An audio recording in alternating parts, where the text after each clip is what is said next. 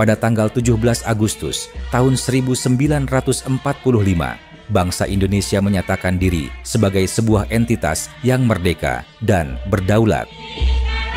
Di tengah gempita kemerdekaan, dua orang penguasa dinasti Mataram yang sadar akan nasionalisme dan rasa persatuan, yaitu Susuhunan Pakubuwono XII dan Pangeran Adipati Mangkunegoro VIII, menyatakan bahwa beliau dan negeri beserta rakyatnya bergabung dengan negara Republik Indonesia.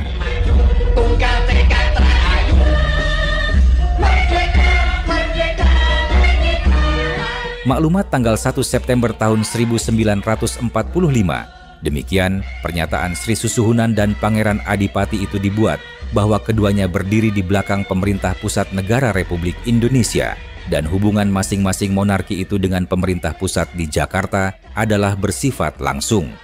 Mereka bahkan tercatat sebagai kepala monarki pertama di Nusantara yang secara resmi menggabungkan diri ke dalam negara Republik yang baru berdiri itu.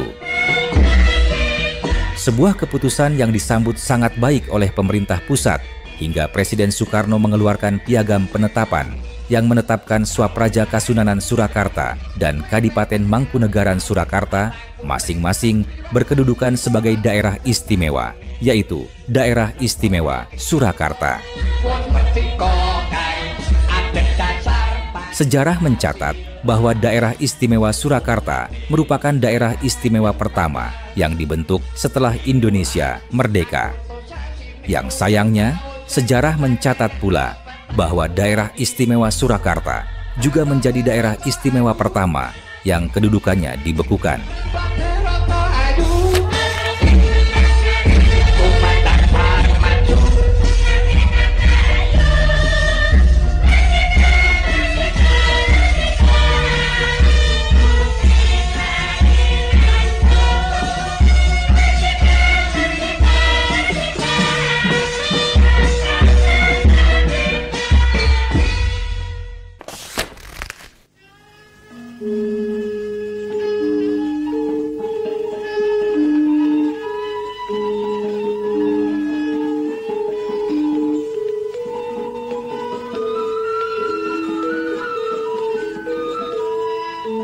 Di tengah kecamuk Perang Dunia II, pada tanggal 1 Maret 1942, militer Jepang dengan kekuatan sekitar 100.000 orang mendarat di Jawa melalui Cilegon, Indramayu, dan Rembang. Pada tanggal 5 dan 7 Maret, Surakarta dan Yogyakarta sudah jatuh ke tangan mereka. Usai pemerintah Hindia Belanda menyerah tanpa syarat di tanggal 8 Maret 1942, pemerintah pendudukan Jepang resmi berdiri di Indonesia. Maka, selanjutnya, dalam menjalankan pemerintahan, Jepang pun mengadakan reorganisasi struktur administrasi dan birokrasi dari tingkat pusat hingga daerah. Di era Hindia Belanda, daerah administratif tingkat 1 di Pulau Jawa terdiri dari 3 provinsi dan 2 kegubernuran setingkat provinsi. Masing-masing adalah Provinsi Jawa Barat, Jawa Tengah, dan Jawa Timur, serta Kegubernuran Surakarta dan Kegubernuran Yogyakarta. Kegubernuran Surakarta terdiri dari 2 swapraja, yaitu Kasunanan Surakarta dan Praja Mangkunegaran. Begitu pula dengan Kegubernuran Yogyakarta yang terdiri dari swapraja Kesultanan Yogyakarta dan Praja Pakualaman. Oleh pemerintah pendudukan Jepang, dalam Undang-Undang Nomor 27 Tahun 1942, Surakarta dan Yogyakarta diberi status sebagai koci alias daerah istimewa dengan masing-masing kepala kerajaan dan kadipaten yang memerintah disebut sebagai ko.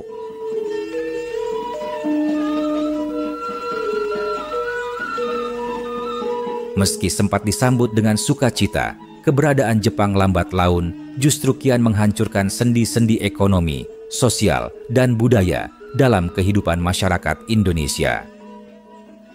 Kewajiban menyerahkan hasil pertanian hingga adanya keharusan menjadi tenaga kerja paksa alias romusha kian menimbulkan perasaan anti-Jepang mulai dari kalangan pangreh praja hingga rakyat pedesaan. Amarah rakyat kian berlebih-lebih karena penguasa-penguasa lokal seperti para Kucho dan Tonarigumi didapati sering melakukan tindak penyelewengan atau korupsi. Setelah Belanda angkat kaki, rakyat seakan tertimpa malapetaka baru dengan merasakan penderitaan dan kesengsaraan luar biasa akibat segala aturan dan pembatasan yang diberlakukan oleh Jepang. Kesengsaraan yang bahkan turut dirasakan oleh orang-orang istana.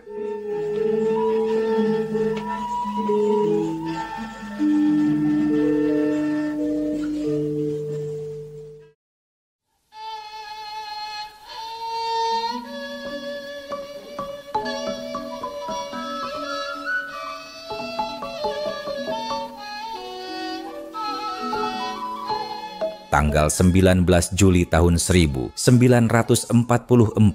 seorang pangeran progresif sekaligus politisi ulung, Pangeran Adipati Mangkunegoro VII, meninggal dunia setelah sakit selama beberapa waktu. Karena tidak dikaruniai putra dari Ratu Timur selaku istri permaisurinya, maka putra tertua Adipati Mangkunegoro VII, yaitu Kanjeng Pangeran Haryo Hamijoyo Saroso, yang berusia sekitar 20 tahun, dinobatkan sebagai Adipati Mangkunegaran berikutnya. Dengan status Kadipaten Mangkunegaran sebagai sebuah koci, maka Pangeran Hamijoyo yang sudah bergelar Adipati Mangkunegoro VIII juga menyandang jabatan sebagai Mangkunegaran Ko. Beliau juga bergabung dalam Tentara Pembela Tanah Air alias PETA, sebuah kesatuan militer bentukan Jepang, dan ditempatkan di Kesatuan Batalion 2 Manahan. Di awal pemerintahannya, Mangkunegaran sudah tidak mempunyai kekuatan militer karena pasukan Legiun Mangkunegaran telah dibubarkan oleh Jepang. Malahan, untuk membantu mantan prajurit dan masyarakat yang terpaksa menjadi pengangguran karena berbagai kebijakan Jepang, setiap bulan Mangkunegaran harus mengeluarkan uang sejumlah 1.500 gulden.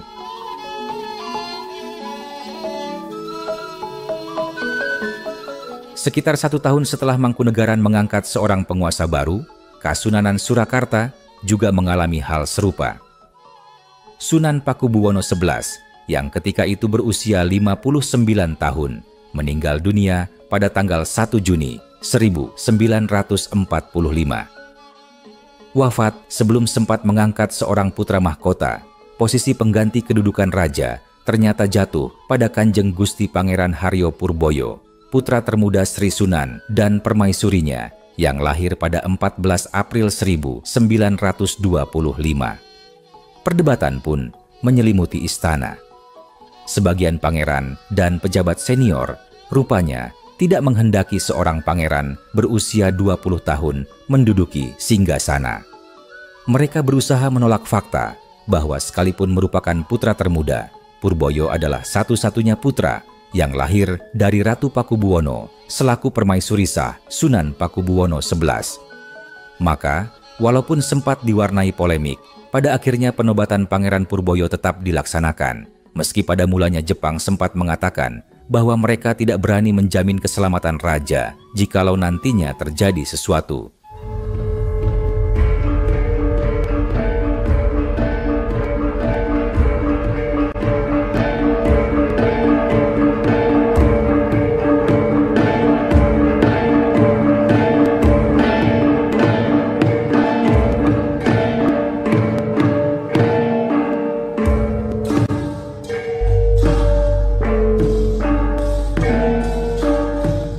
Pada tanggal 12 Juli tahun 1945 di Bangsal Manguntur Tangkil, Kompleks Siti Hinggil Lor Keraton Surakarta Hadiningrat, di hadapan segenap sentono, abdi dalem, para pejabat militer Jepang, serta rakyat Surakarta yang tergabung dalam berbagai organisasi masyarakat, Pangeran Purboyo akhirnya resmi dinobatkan sebagai Sahandap Sampeyan Dalem ingkang sinuwun Kanjeng Susuhunan Pakubuwono kaping kalih welas. Dan beliau otomatis juga menyandang kedudukan sebagai Surakarta Ko. Seorang raja muda yang konon ketika itu naik tahta di bawah bayang-bayang dominasi Ibu Suri dan Kanjeng Patih beserta para sekutunya, menyebabkan adanya disintegrasi di dalam keluarga istana yang berdampak pada keberlangsungan keraton di masa revolusi. Meski demikian, diungkap oleh sang raja sendiri bahwa kedudukannya sebagai Susuhunan Surakarta telah mendapat dukungan dari Soekarno. Bung Karno, dikutip dari pengakuan Sri Sunan, mengatakan bahwa Pangeran Purboyo layak bertahta karena ia merupakan seorang pemuda yang dianggap mampu mengikuti perkembangan zaman dan tahan terhadap situasi yang bergejolak.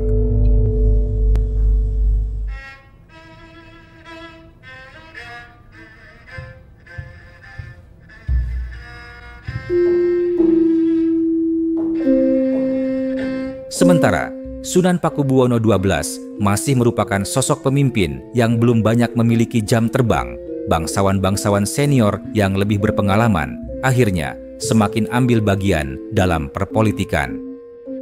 Semasa berkuasa, Jepang memang menggunakan popularitas para bangsawan untuk memanfaatkan sumber daya manusia dan memobilisasi dukungan rakyat.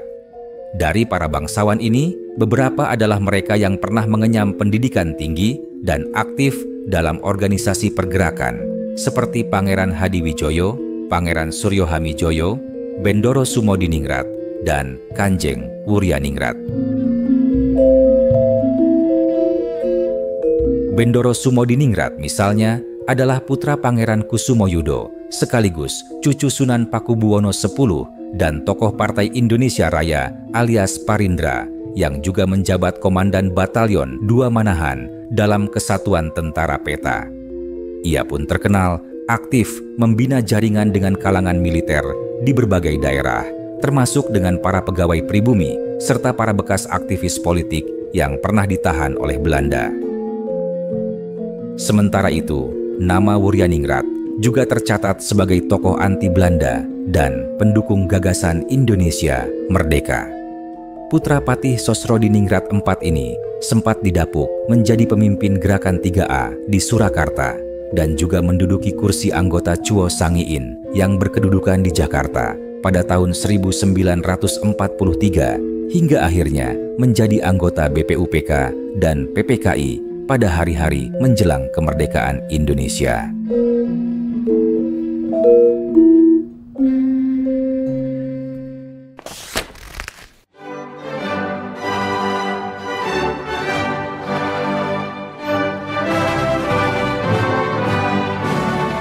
Pada tanggal 17 Agustus 1945 di Jakarta, atas nama bangsa Indonesia, Insinyur Soekarno dan Dr. Andes Muhammad Hatta memproklamasikan kemerdekaan bangsa dan negara Republik Indonesia. Dua proklamator itu kemudian ditetapkan oleh PPKI sebagai presiden dan wakil presiden dari Republik yang baru terbentuk. Kabar dan euforia proklamasi kemerdekaan pun menyebar hingga berbagai penjuru, tak terkecuali di Surakarta. Pemimpin beserta rakyat Kasunanan Surakarta dan Kadipaten Mangkunegaran seketika menyambut baik proklamasi yang sudah dikumandangkan. Sunan Pakubuwono XII dan Pangeran Adipati Mangkunegoro VIII selanjutnya mengirimkan kawat ucapan selamat kepada Soekarno-Hatta atas kemerdekaan Indonesia. Bersamaan dengan itu, pada tanggal 18 Agustus 1945, di wilayah Surakarta dibentuk Panitia Persiapan Kemerdekaan yang diketuai oleh Kanjeng Wuryaningrat dengan 3 orang anggota, yaitu Mr. Sukasno, Raden Tumenggung Sutejo Brojonagoro, dan Raden Ngabehi Domo Pranoto. Panitia tersebut bertugas menggalang persatuan dan menyebarluaskan kabar kemerdekaan bangsa Indonesia. Pemerintah pusat melalui Presiden Soekarno membalas itikat baik dari rakyat Surakarta dan 2 penguasa monarki Jawa itu dengan mengeluarkan piagam penetapan presiden tanggal 19 Agustus 1945 yang menyatakan bahwa Surakarta merupakan sebuah daerah istimewa.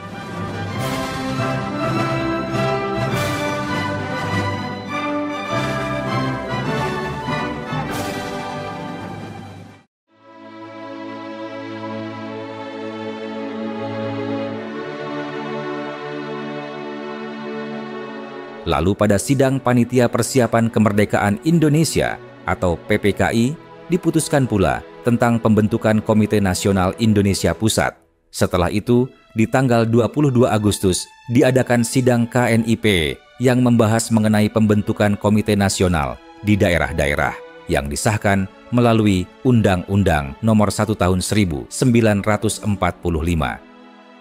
Dalam undang-undang itu, untuk pertama kalinya disebutkan tentang adanya sebuah bentuk pemerintahan yang disebut daerah istimewa. Pada pasal 1 dijelaskan bahwa Komite Nasional Daerah diadakan di Jawa dan Madura, kecuali di daerah istimewa Surakarta dan Yogyakarta, di Karesidenan, di kota otonom, di kabupaten, dan daerah lain yang dipandang perlu oleh Menteri Dalam Negeri. Tanggal 1 September 1945, Sunan Pakubuwono XII dan Pangeran Adipati Mangkunegoro VIII mengeluarkan maklumat resmi yang menyatakan bahwa negeri Surakarta dan Mangkunegaran yang bersifat monarki adalah daerah istimewa dari negara Republik Indonesia. Keduanya berdiri di belakang pemerintah pusat negara Republik Indonesia, serta hubungan masing-masing monarki dengan pemerintah pusat di Jakarta adalah bersifat langsung. 5 hari kemudian, pada tanggal 6 September 1945, kedua monarki mendapat piagam kedudukan dari Presiden Soekarno yang menegaskan kedudukan Sunan Pakubuwono XII dan Adipati Mangkunegoro VIII, masing-masing sebagai kepala daerah istimewa.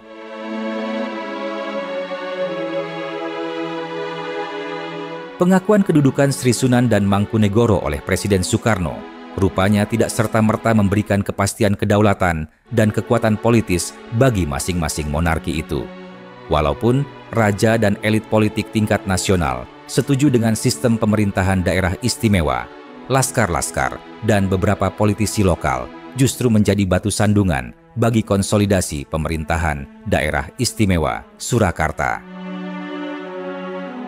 Sejak ditetapkannya Swapraja Surakarta sebagai daerah istimewa oleh pemerintah pusat pada 19 Agustus 1945, timbul reaksi dari sebagian politisi radikal dan pejuang kemerdekaan di Surakarta.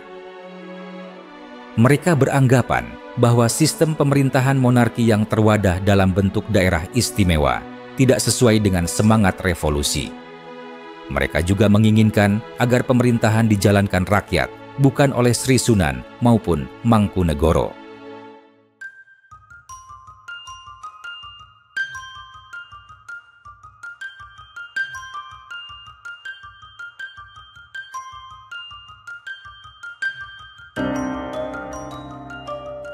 Sebenarnya, saat itu kondisi sosial politik di Surakarta diramaikan oleh orang-orang yang tergabung dalam dua kelompok berbeda, yaitu kelompok pendukung daerah istimewa atau pendukung Swapraja dan kelompok anti-Swapraja.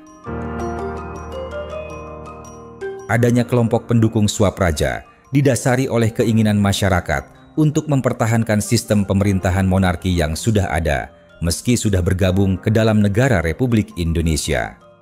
Massa yang termasuk dalam kelompok ini berasal dari para bangsawan yang memegang jabatan di pemerintahan, serta masyarakat yang memiliki ikatan kuat terhadap Keraton Surakarta dan Puro Mangkunegaran.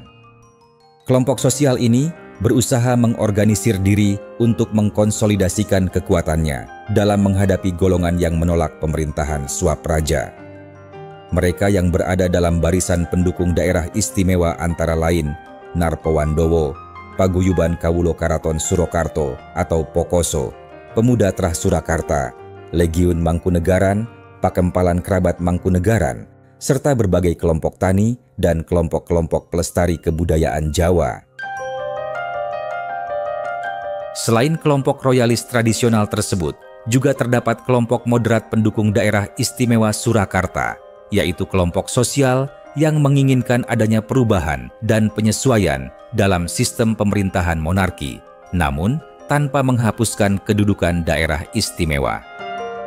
Mereka adalah para politisi maupun individu-individu terpelajar, baik yang berasal dari kalangan masyarakat umum maupun dari kalangan istana. Mereka sebagian besar adalah orang-orang berpendidikan tinggi yang memiliki kepekaan dan kesadaran dalam menghadapi perubahan dan perkembangan sosial politik. Tokoh-tokoh dan politisi yang berada dalam kelompok ini antara lain Pangeran Hadiwijoyo, Pangeran Suryo Hamijoyo, Pangeran Purbonagoro, Pangeran Joyokusumo, Pangeran Mangkubumi, Raden Tumenggung Sutejo Brojonagoro, Kanjeng Wuryaningrat, Mr. Amir Singgih, Mr. Atmodiningrat, dan Ignatius Yosef Kasimo Hendrowahyono. Beberapa kelompok atau organisasi keagamaan Islam dan Kristen juga berada dalam barisan pendukung moderat terhadap eksistensi Swapraja. Selain dari kalangan sipil, Tentara Keamanan Rakyat Divisi 2 serta laskar-laskar pejuang Muslim juga menjadi bagian dari kelompok pendukung daerah istimewa. Tentara Republik melihat keberadaan pemerintah Swapraja sebagai simbol ketertiban dan pelindung tradisi. Selain karena banyaknya bangsawan dan abdi dalam Kasunanan dan Mangkunegaran yang bergabung dengan Tentara Republik, misalnya seperti Pangeran Purbonagoro dan Pangeran Jatikusumo. Paralel dengan itu, laskar-laskar Muslim lebih menunjukkan sikap cenderung menghormati tatanan sosial tradisional monarki Islam di Surakarta. Sementara itu, kelompok yang berada di seberang mereka adalah golongan yang menolak terhadap bentuk pemerintahan daerah istimewa. Golongan anti-Swapraja ini menganggap bahwa pemberian otonomi oleh pemerintah pusat terhadap monarki Surakarta akan membawa dampak kurang baik terhadap rakyat.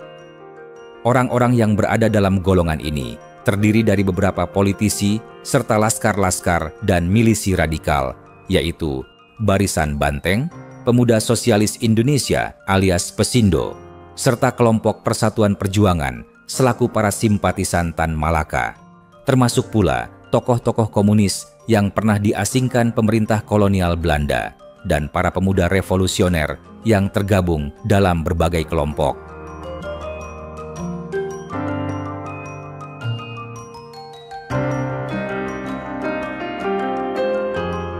Di luar golongan-golongan yang berbeda pandangan itu, sebelumnya, pada tanggal 22 Agustus 1945, KNIP memutuskan untuk membentuk Komite Nasional di daerah-daerah. Pada tanggal 11 September, diadakan rapat di dalam Wuryaningratan, selaku kediaman Kanjeng Wuryaningrat, yang menjabat sebagai Ketua Panitia Pelaksanaan Kemerdekaan. Dalam kesempatan itu, disepakati pembentukan Komite Nasional Indonesia Daerah Surakarta, atau KNIDS, untuk menguasai seluruh wilayah daerah istimewa Surakarta, yang di dalamnya terdapat Kasunanan Surakarta dan Kadipaten Mangkunegaran, serta merangkap sebagai pelaksana pemerintahan umum di kota Surakarta, termasuk melucuti tentara Jepang. Susunan anggota komite tersebut sama seperti kepengurusan Panitia Persiapan Kemerdekaan di Surakarta, dengan ditambah beberapa orang, antara lain Haji Mufti, Suprapto, Pangeran Suryo Hamijoyo, Bendoro Sumodiningrat, Dr. Kanjeng Mangundiningrat, Suyono, Ignatius Yosef Kasimo, Maladi, Sutopo Hadisaputro, dan Mulyadi Joyomartono. Dengan dibentuknya KNIDS yang diketuai oleh Bendoro Sumodiningrat, seorang yang berasal dari kalangan militer sekaligus kerabat keraton, maka terlihat sikap mendua dari pemerintah pusat. Di satu sisi, pemerintah mengesahkan Kasunanan dan Mangkunegaran sebagai lembaga kekuasaan resmi. Tetapi di sisi lain, pemerintah juga menunjuk KNIDS sebagai institusi yang bertugas mengambil alih kekuasaan dari tangan Jepang. Suatu hal yang aneh, karena menyebabkan daerah istimewa Surakarta diperintah oleh 3 institusi berbeda, yaitu Kasunanan, Mangkunegaran, dan KNIDS. Dalam tugasnya sebagai pelaksana pemerintahan umum, sebetulnya KNIDS sempat mengusulkan dalam rangka menghapus dualisme pemerintahan di tubuh daerah istimewa Surakarta agar dilakukan penggabungan antara Swapraja Kasunanan dan Swapraja Mangkunegaran menjadi satu pemerintahan tunggal yang dikepalai oleh Sri Sunan, sedangkan jabatan wakilnya dipegang oleh Adipati Mangkunegoro. Namun, rencana itu gagal. Berbeda dengan Adipati Pakualam VIII yang berkenan menjadi wakil kepala daerah istimewa Yogyakarta, mendampingi Sultan Hamengkubuwono IX, sosok Adipati Mangkunegoro VIII yang diduga dipengaruhi oleh para bangsawan dan pejabat-pejabat senior Mangkunegaran tetap berkeinginan untuk secara politik dan pemerintahan berkedudukan sejajar dengan Sunan Pakubuwono XII, masing-masing sebagai kepala daerah istimewa.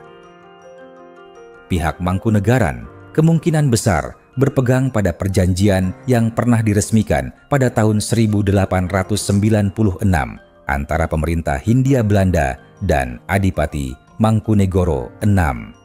Perjanjian itu memutuskan bahwa Mangkunegaran tidak lagi berstatus sebagai vasal Kasunanan Surakarta.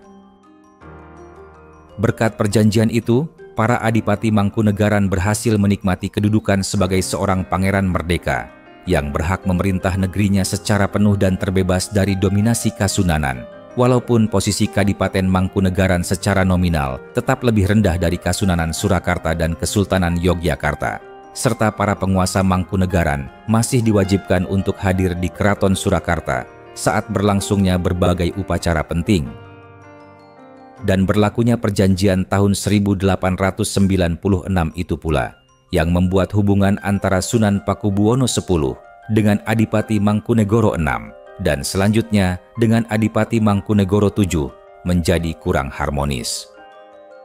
Bahkan, pada dekade 1920 hingga 1930, sebagian masyarakat dan politisi serta pejabat dan bangsawan Kasunanan kerap menuntut agar pemerintah Kasunanan Surakarta mengambil kembali wilayah Mangkunegaran yang memang pada awalnya berstatus sebagai daerah lungguh atau wilayah pinjaman dari Kasunanan. Hubungan antara Kasunanan Surakarta dan Kadipaten Mangkunegaran sendiri baru membaik setelah Pangeran Hangabehi naik tahta sebagai Sunan Pakubuwono XI pada tahun 1939, mengingat beliau dan Adipati Mangkunegoro VII telah berteman dekat sejak keduanya menempuh pendidikan di Belanda. Namun, keadaan kembali menjadi rancu ketika di tahun 1942 hingga 1945 Jepang menjadikan Mangkunegaran sebagai sebuah koci, dan Jepang secara salah kaprah menganggap kedudukan monarki Kadipaten Mangkunegaran sejajar dengan monarki Kasunanan Surakarta.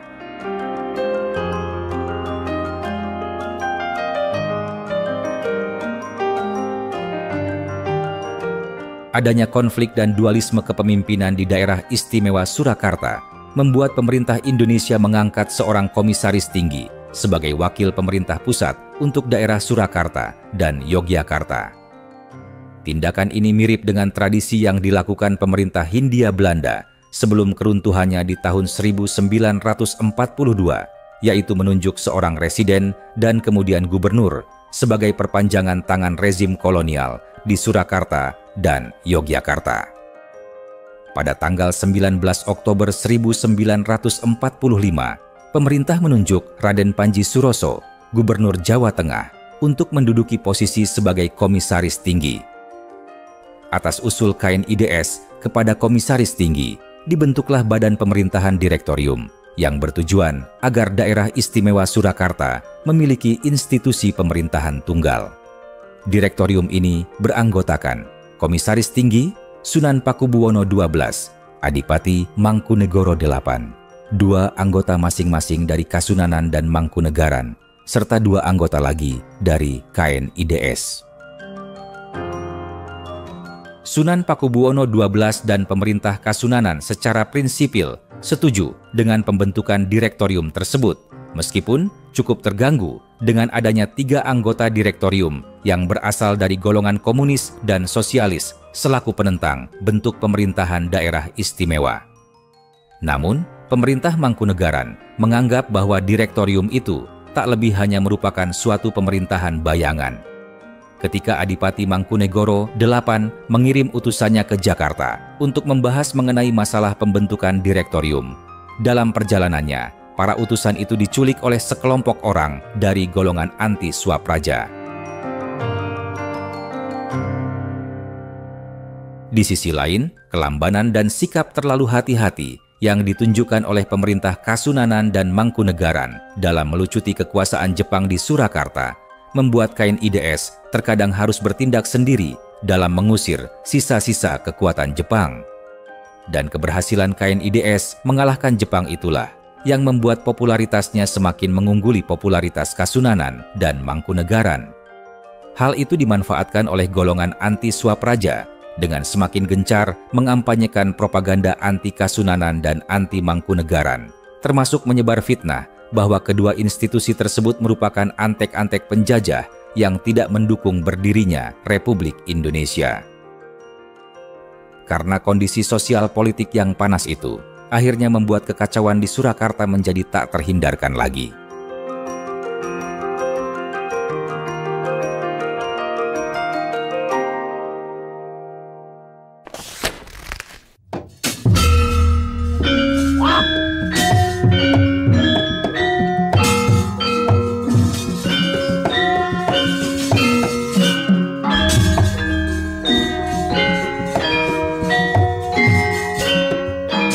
Kevakuman kekuasaan di Surakarta pada awal revolusi mengundang terjadinya konflik kepentingan dari masing-masing kelompok yang ada.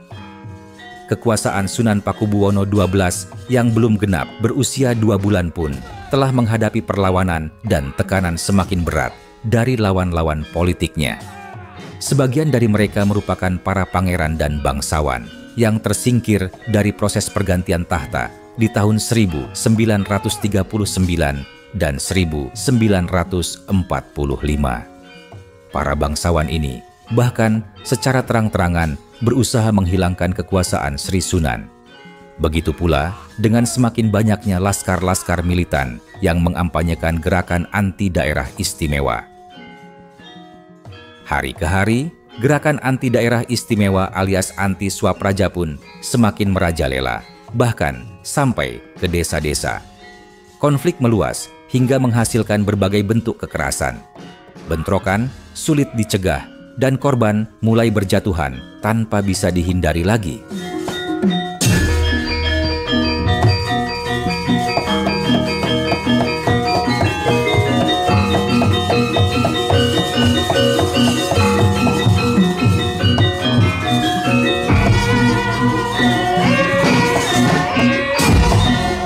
Korban pertama adalah Patih Sosrodiningrat V, yang juga mantan anggota Badan Penyelidik Usaha-Usaha Persiapan Kemerdekaan Indonesia. Patih Kasunanan itu hilang diculik sekelompok orang pada tanggal 17 Oktober 1945 dan akhirnya diketahui bahwa ia disandera di Pasuruan, Jawa Timur. Untuk mengisi kekosongan jabatan, Sri Sunan melantik Kanjeng Raden Mas Tumenggung Yudonagoro. Pada bulan Januari 1946, Barisan Banteng secara mengejutkan berani menculik dan menyandera Sunan Pakubuwono XII dan Ibu Suri, Ratu Pakubuwono. Kejadian ini sontak semakin memperkeruh konflik politik di Surakarta, dan setelah beberapa hari kemudian, baru Sri Sunan dan Ratu Pakubuwono dibebaskan. Tujuan Barisan Banteng melakukan penculikan itu adalah untuk merebut kekuasaan dari keraton serta hapusnya pemerintahan daerah istimewa. Setelah insiden penculikan Sri Sunan, atas berbagai usaha diplomatis, Patih Sosrodiningrat V akhirnya bisa dibebaskan dari para pemberontak pada tanggal 25 Januari 1946. Sementara itu, Patih Yudonagoro yang baru menjabat kemudian juga mengalami nasib yang sama dengan Patih sebelumnya. Pada tanggal 15 Maret 1946, ia diculik oleh kelompok oposisi. Hampir sebulan kemudian, tepatnya tanggal 12 April, 9 pejabat kepatihan menemui hal serupa. Sejak awal, kepatihan memang telah dianggap oleh kelompok anti Swapraja sebagai institusi konservatif peninggalan era kolonial.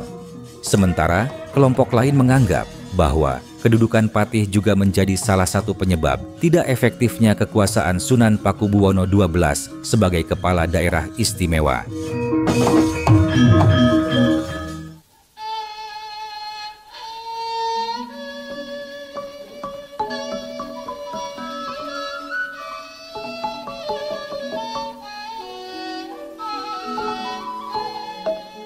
Dalam situasi genting tersebut, pada tanggal 15 April 1946, Sunan Pakubuwono XII mengangkat Kanjeng Raden Mas Haryo Wuryaningrat alias Kanjeng Pangeran Haryo Wuryaningrat selaku seorang politisi senior berpengalaman di Surakarta sebagai pejabat sementara patih atau wakil patih Kasunanan Surakarta.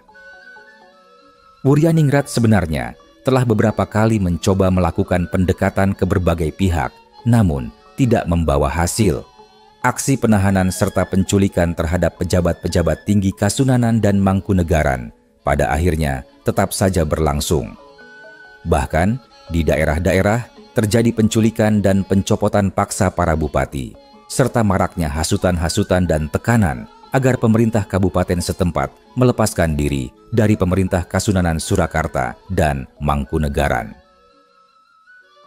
Pemberontak anti Swapraja berani menculik Bupati Boyolali dan juga menculik wakil Bupati Klaten, mengancam mereka agar segera melepaskan diri dari pemerintahan Swapraja.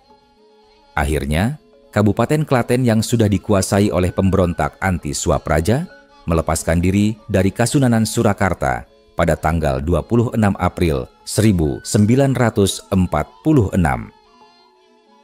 Karena berbagai tekanan dan penculikan, Kabupaten Sragen melepaskan diri pada tanggal 27 April 1946 yang selanjutnya disusul oleh Kabupaten Kota Surakarta alias Kabupaten Sukoharjo pada tanggal 18 Mei dan kemudian Kabupaten Boyolali di tanggal 3 Juni. Hal tersebut membuat terputusnya hubungan politik dan ekonomi antara pemerintah Kasunanan Surakarta dengan kabupaten-kabupatennya. Pergolakan serupa juga terjadi di wilayah Mangkunegaran, meskipun di Kabupaten Wonogiri, kelompok anti daerah istimewa mendapat perlawanan signifikan dari masyarakat pendukung Swapraja.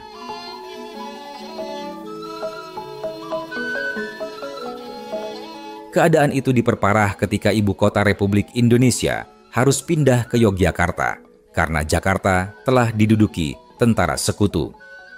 Dengan ditetapkannya Yogyakarta sebagai ibu kota dan pusat pemerintahan Indonesia, kondisi tersebut entah disengaja atau tidak membuat Surakarta menjadi pusat pergerakan kaum oposisi yang menentang kebijakan-kebijakan pemerintahan Soekarno-Hatta. Persatuan Perjuangan, kelompok oposisi yang dipelopori oleh Tan Malaka, memiliki pengaruh besar di wilayah Surakarta. Ditambah pula dengan munculnya pimpinan radikal seperti Dr. Muwardi, Amir Syarifuddin, D.N. Aidit, serta partai-partai politik seperti Barisan Banteng, Pesindo, Partai Komunis Indonesia, dan sebagainya.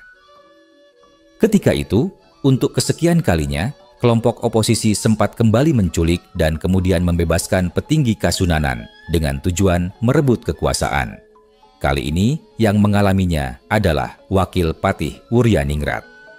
Dalam pernyataannya, Wuryaningrat mengatakan bahwa Barisan Banteng berupaya merebut kekuasaan dari Sunan Pakubuwono XII, sementara kelompok yang menyebut dirinya sebagai kaum buruh negeri Surakarta ingin merebut kekuasaan institusi kepatihan. Menanggapi tekanan itu, Sri Sunan dan Wuryaningrat bersikeras untuk tidak menyerahkan kekuasaan kepada oposisi karena kedudukan dan kekuasaan pemerintah daerah istimewa Surakarta tercantum jelas dalam pasal 18 Undang-Undang Dasar 1945. Sebelumnya, tidak lama setelah dilantik menjadi wakil patih pada 15 April 1946 di hadapan para pegawai pemerintah daerah istimewa Surakarta yang hadir di dalam kepatihan, Kanjeng Wuryaningrat sudah menerangkan bahwa daerah istimewa Surakarta adalah bagian dari Republik Indonesia. Maka, daerah istimewa Surakarta beserta segala isinya, mulai dari Sri Susuhunan dan Adipati Mangkunegoro sampai semua pegawai pemerintahnya, adalah satu kesatuan dengan pemerintah negara Republik Indonesia. Dan mengenai kekuasaan di daerah istimewa, selain adanya kedudukan raja yang menjabat sebagai kepala daerah, juga terdapat Badan Perwakilan Rakyat atau parlemen lokal yang diisi oleh para wakil rakyat. Oleh karena itu, sudah jelas bahwa di dalam daerah istimewa Surakarta, sejak awal kekuasaan pemerintahannya sudah berada di tangan rakyat.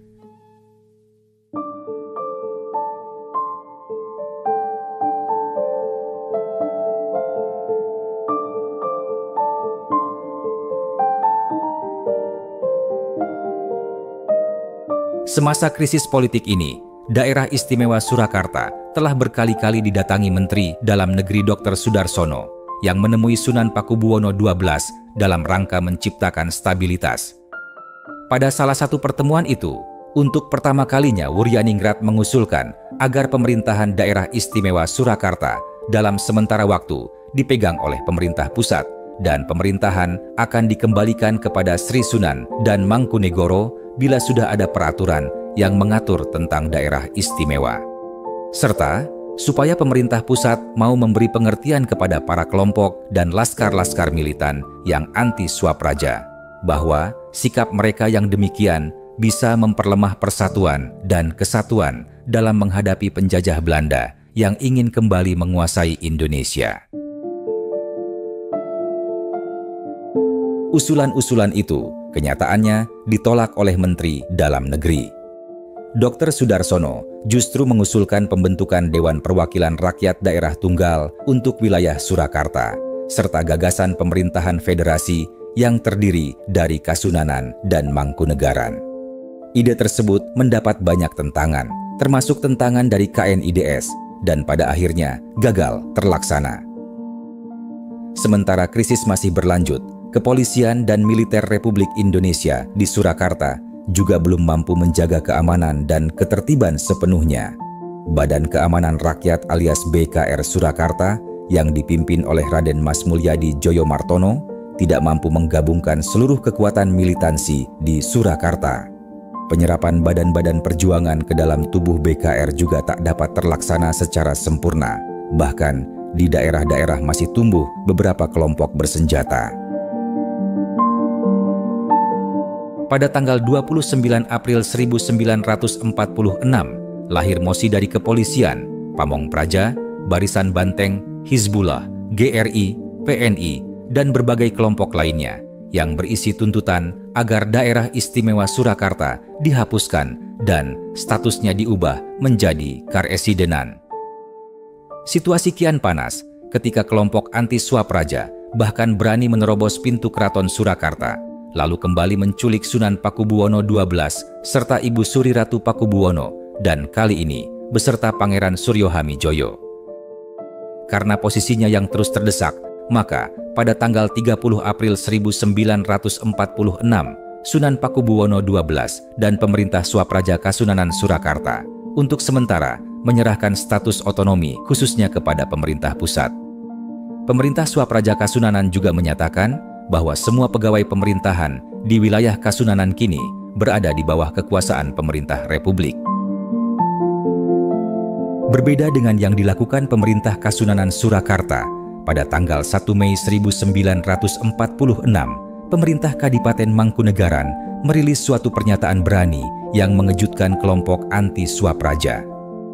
Adipati Mangkunegoro VIII mengeluarkan maklumat yang berisi bahwa dalam rangka menghargai keinginan rakyat untuk demokrasi dan keadilan sosial, pemerintah Mangkunegaran akan merumuskan suatu undang-undang baru, dan undang-undang tersebut akan menetapkan Adipati Mangkunegoro sebagai Kepala Daerah Istimewa Mangkunegaran dengan kedudukan yang berada langsung di bawah Presiden, sesuai ketentuan-ketentuan dalam Undang-Undang Republik Indonesia. Maklumat itu menunjukkan bahwa pemerintah Mangkunegaran tetap tidak berkenan melepaskan status daerah istimewa. Keputusan mereka juga mendapat dukungan penuh dari kelompok-kelompok pendukung Swapraja. Pada tanggal 28 Mei 1946, di lapangan Kapanewon Giriwoyo, Kabupaten Wonogiri, diadakan rapat raksasa dalam rangka mendukung kedudukan Swapraja Mangkunegaran. Sebelumnya, di tanggal 7 Mei, juga telah diadakan rapat serupa yang dihadiri lebih dari 3.000 orang. Aksi-aksi tersebut tentunya sangat tidak disukai oleh golongan anti-Swapraja.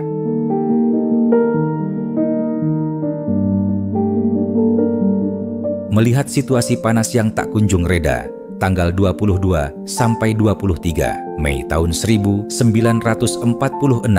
Perdana Menteri Sutan Syahrir menyempatkan diri untuk mengunjungi Surakarta. Syahrir yang didampingi beberapa menteri, termasuk Menteri Dalam Negeri Dr. Sudarsono, merencanakan suatu pertemuan dengan pemerintah Kasunanan Surakarta dan Mangkunegaran. Pertemuan di Gedung Java Shebang yang sekarang menjadi Gedung Bank Indonesia Surakarta itu nyaris batal karena Syahrir sempat diculik oleh sekelompok orang dan disandera di Boyolali, meski akhirnya ia berhasil dibebaskan oleh tentara Republik. Setelah Syahrir dibebaskan, pertemuan menentukan di Gedung Java Shebang itu akhirnya digelar. Perdana Menteri Syahrir dan Dr. Sudarsono hadir selaku perwakilan pemerintah pusat. Kedua pemimpin monarki di daerah istimewa Surakarta, yaitu Sunan Pakubuwono XII dan Adipati Mangkunegoro VIII, juga hadir dengan masing-masing didampingi Wakil Patih Kanjeng Wuryaningrat dan Patih Kanjeng Partono Handoyonoto selaku Patih Mangkunegaran.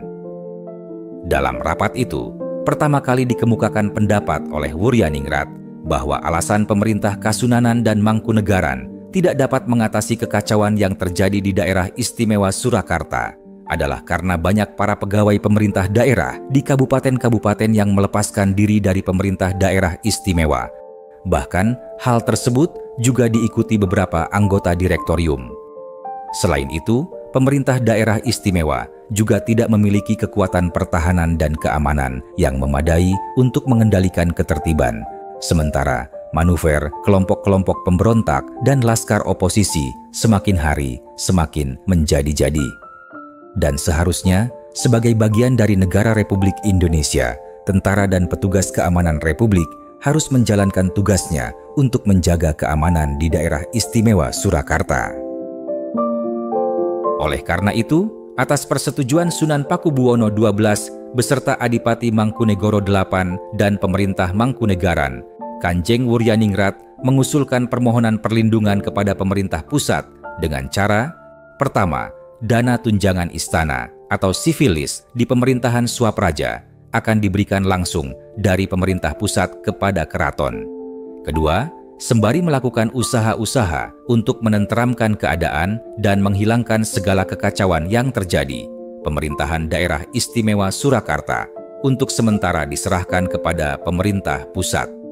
Ketiga, di wilayah Surakarta hendaknya dibentuk sebuah badan pengawas yang anggotanya terdiri dari wakil rakyat sipil, wakil militer, wakil Kasunanan Surakarta, serta wakil Mangkunegaran.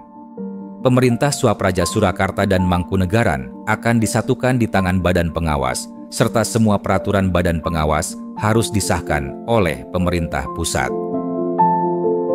Wuryaningrat menekankan bahwa pengambil alihan pemerintahan DIS oleh pemerintah pusat itu hanya bersifat sementara alias furlopik.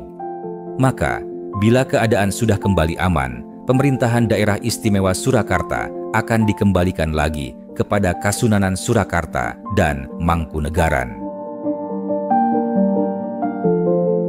Akhirnya, Perdana Menteri Syahrir secara langsung menyetujui usulan pertama dan membawa dua usulan lainnya kepada pemerintah pusat yang untuk sementara sedang berkedudukan di kota Yogyakarta.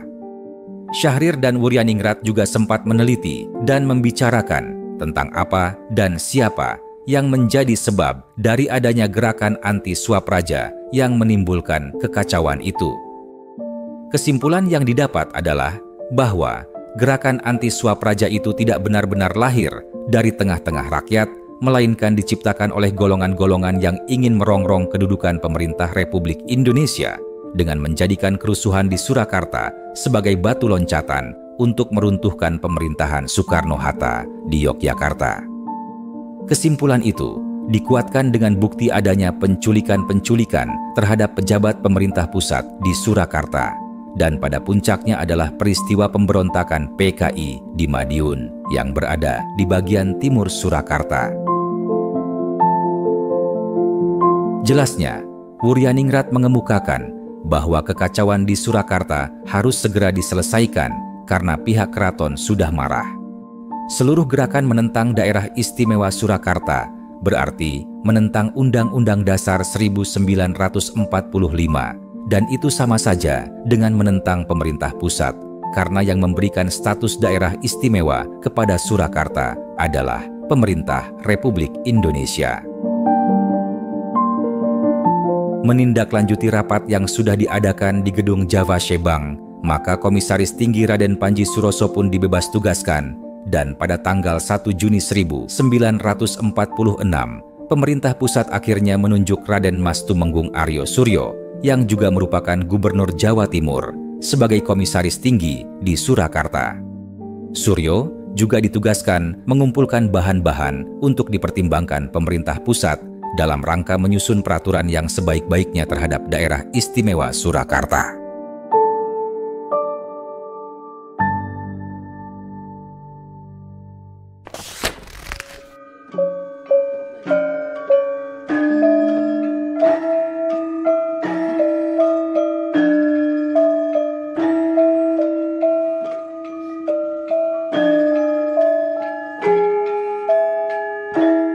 Segala keputusan pemerintah pusat itu ternyata tak kunjung meredakan konflik yang ada.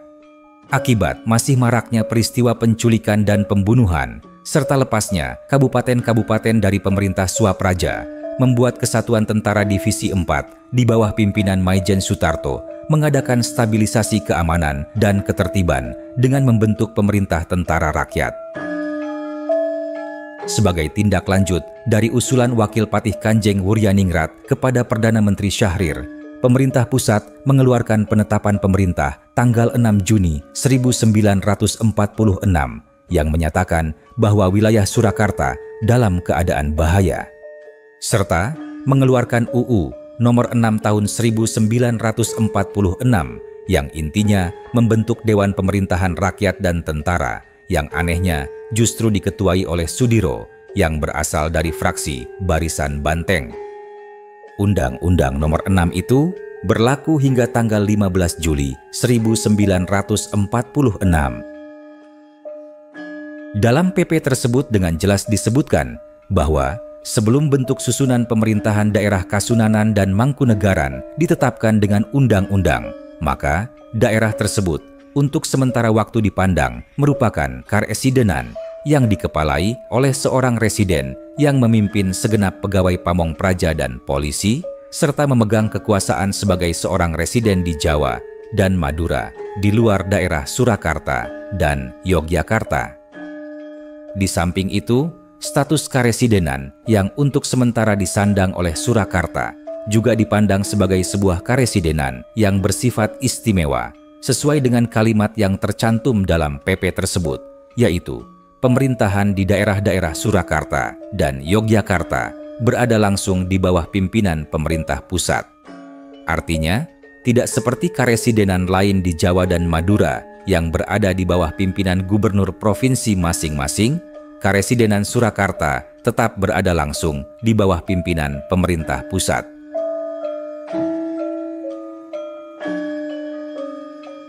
Lahirnya penetapan pemerintah nomor 16 SD-1946 tersebut pada awalnya sama sekali bukan merupakan instrumen pemerintah pusat untuk menghapus daerah istimewa Surakarta.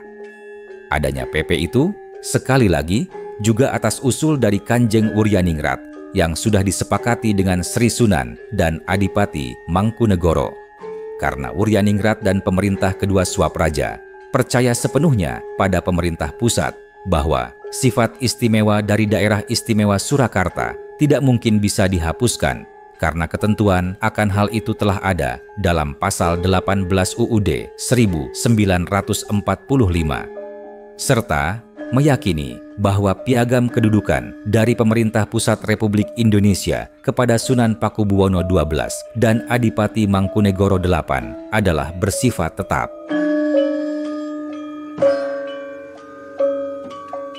Sementara itu, untuk mengendalikan keamanan dan ketertiban melalui penetapan pemerintah nomor 16 tahun 1946, pemerintah pusat akhirnya memutuskan untuk menghapus jabatan komisaris tinggi serta merubah status daerah istimewa Surakarta menjadi sebuah karesidenan istimewa untuk sementara waktu dan membentuk pemerintah kota Surakarta. Penetapan pemerintah tahun 1946 tersebut dengan tegas menjelaskan tentang pembekuan pemerintahan Swapraja alias daerah istimewa, termasuk membentuk jabatan residen sekaligus merangkap sebagai wali kota untuk menjalankan pemerintahan. Di bulan Juli pada tahun yang sama, dalam kunjungannya di Surakarta, Presiden Soekarno mengangkat Mr. Iskak Cokrowadi Suryo dan Sudiro sebagai Residen dan Wakil Residen Surakarta. Mr. Iskak inilah yang kemudian membubarkan Dewan Pimpinan Sarekat Buruh Negeri Surakarta yang telah merampas kekuasaan Wakil Patih Kanjeng Wuryaningrat dan instansi kepatihan pada 29 Juni 1946, serta kemudian mengembalikan kekuasaan kepada Wuryaningrat dan membebaskan semua pembesar dan pegawai yang diculik. Akan tetapi, di sisi lain, Residen Iskak dan wakilnya segera mengesahkan beberapa keputusan, yaitu menghapus batas Kasunanan Surakarta dan Kadipaten Mangkunegaran di dalam wilayah Karesidenan Istimewa Surakarta, menyatukan ibu kota Kasunanan dan Mangkunegaran menjadi satu dalam pemerintahan kota Surakarta, mengubah Komite Nasional Daerah menjadi Badan Perwakilan Rakyat, membentuk DPRD di kota Surakarta dan tiap-tiap kabupaten, serta menjadikan para pegawai Kasunanan dan Mangkunegaran sebagai pegawai daerah otonom baru, dan mereka dinyatakan tidak berada lagi di bawah pimpinan Sunan Pakubuwono XII maupun Adipati Mangkunegoro VIII. Terlihat dalam beberapa keputusan yang dibuat oleh residen dan wakil residen tersebut, secara nyata merupakan suatu tindakan untuk menjadikan Surakarta sebagai daerah biasa, serta mengikis pengaruh Sri Sunan dan Mangkunegoro dalam pemerintahan. Dan berbagai manuver dan keputusan para petinggi itu yang disahkan selanjutnya sungguh merupakan bentuk pengkhianatan terhadap kepercayaan yang telah diberikan oleh pemerintah Kasunanan dan Mangkunegaran. Tanggal 14 November 1946, jabatan wali kota yang semula dirangkap presiden selanjutnya diserahkan kepada Syamsur Rizal. Dan pada tanggal 6 Desember 1946, pemerintah pusat mengangkat Mas Sutarjo Kartohadikusumo sebagai Residen Surakarta. Politisi yang terkenal sebagai penggagas petisi Sutarjo pada tahun 1936 itu oleh DPRD dianggap sebagai seorang pendukung daerah istimewa Surakarta. Maka, Sutarjo lalu didongkel dari kedudukannya oleh DPRD pada 27 Maret 1947 dan Sudiro selaku wakil residen naik jabatan sebagai Residen Surakarta berikutnya. Residen Sudiro yang didukung oleh DPRD dan pemberontak anti Swapraja bertekad untuk menghapus seluruh peluang yang bisa membuat Karesidenan Surakarta dan Mangkunegaran dipulihkan kedudukannya menjadi daerah istimewa. Dan manuver mereka boleh dikatakan sangat berhasil. Lewat diberlakukannya Undang-Undang Nomor 16 tanggal 2 Juni 1947 tentang pembentukan Kota Praja Surakarta, maka terbentuklah pemerintahan otonom mandiri atas Kota Surakarta yang merupakan ibu kota Kasunanan dan Mangkunegaran. Adanya kedudukan wali kota Surakarta otomatis menutup kemungkinan kembali berkuasanya Sunan Pakubuwono XII dan Adipati Mangkunegoro VIII. Karena sejak saat itu, mereka tidak memiliki kendali atas ibu kota wilayahnya. Kuasa Sri Sunan dan Mangkunegoro atas teritori dan kaulanya saat itu benar-benar telah diambang paripurna.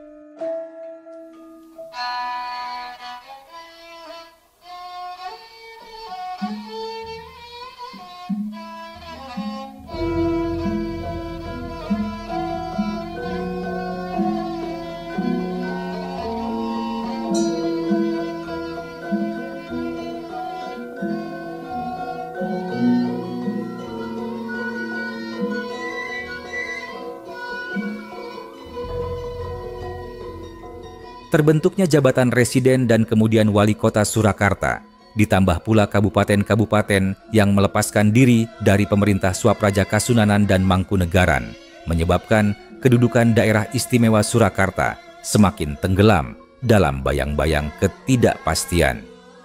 Undang-undang yang mengatur keistimewaan Surakarta juga tak kunjung diputuskan.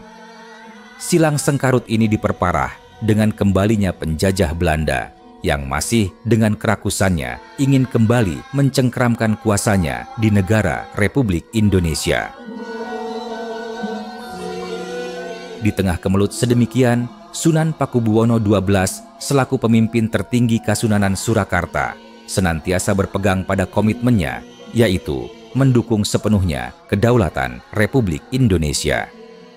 Ketika pecah agresi militer Belanda pada pertengahan tahun 1947 dan akhir tahun 1948, Sunan Pakubuwono XII yang juga berpangkat Letnan Jenderal tituler berulang kali turut mendampingi Presiden Soekarno saat meninjau front pertempuran di Jawa Tengah dan Jawa Timur. Selain itu, pemerintah Republik yang baru berdiri tentunya memiliki persediaan dana dan logistik yang serba terbatas. Menyikapi hal tersebut, Sunan Pakubuwono XII dan pemerintah Kasunanan turut menyuplai segala bentuk kebutuhan yang dibutuhkan oleh pemerintah Republik selama masa-masa sulit. Sumbangan-sumbangan pihak Kasunanan Surakarta kepada pemerintah dan tentara Republik, antara lain termasuk uang, emas, 6 buah mobil, 50 senapan, 50 tempat peluru, dan berbagai jenis senjata lainnya.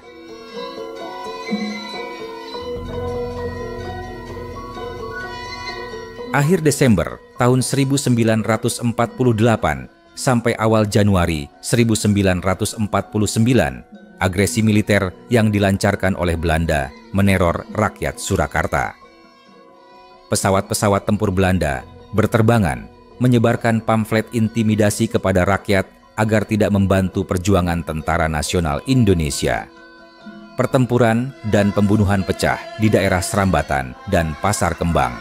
Bahkan, di daerah Gading, Satuan Baret Hijau Tentara Belanda membantai para pengungsi yang terdiri dari warga sipil. Tak hanya itu, Belanda juga sempat mengepung Keraton Surakarta dan Puro Mangkunegaran, bahkan salah seorang kerabat keraton, yaitu Pangeran Notokusumo, juga menjadi korban keganasan tentara Belanda yang ditembak mati di daerah Pasar Kliwon. Kompleks Dalem Kepatihan Kasunanan Surakarta selaku rumah dinas patih dan kantor instansi kepatihan yang ketika itu untuk sementara juga digunakan sebagai kantor Karesidenan Surakarta, terbakar habis akibat pendudukan tentara Brigade 5 Belanda. Meski demikian, instansi kepatihan masih tetap beroperasi sebelum akhirnya dibubarkan pada tahun 1950-an. Karena keadaan semakin berbahaya, pemerintah pusat menjadikan wilayah Surakarta sebagai daerah militer istimewa II yang dikepalai seorang gubernur militer. Di lain pihak, Belanda yang sementara waktu berhasil menguasai Surakarta mendirikan pemerintahan tandingan dengan membentuk pemerintahan swapraja buatan mereka sendiri. Secara licik, elit-elit militer Belanda berusaha membujuk Sunan Pakubuwono XII untuk bergabung dengan pemerintahan boneka bentukan mereka. Namun, atas dasar komitmennya terhadap pemerintah Republik, serta fakta bahwa masih kokohnya pertahanan gerilya laskar-laskar pejuang di pedesaan, Sunan Pakubuwono XII menolak semua ajakan Belanda tersebut. Sunan Pakubuwono XII ternyata secara diam-diam memilih bekerja sama dengan Tentara Nasional Indonesia. Tanggal 5 Agustus 1949, terjadi perundingan antara pihak Belanda dengan Keraton Surakarta, yang sesungguhnya pertemuan itu merupakan operasi kegiatan sandi militer Indonesia. TNI yang bekerja sama dengan Sri Sunan menggunakan taktik pendekatan guna mengetahui rahasia strategi musuh. Fakta itu dapat dilihat dalam dokumen Gubernur Militer TNI yang mengatur tentang mekanisme hubungan dengan Kasunanan dan Mangkunegaran melalui Mayor Ahmadi selaku Komandan Daerah Teritorial Militer Surakarta. Dokumen itu berupa surat keputusan nomor 23/GM/49 yang ditandatangani pada tanggal 27 April 1949 oleh Letkol Suprapto atas nama Gubernur Militer Daerah Militer Istimewa II, yaitu Kolonel Gatot Subroto.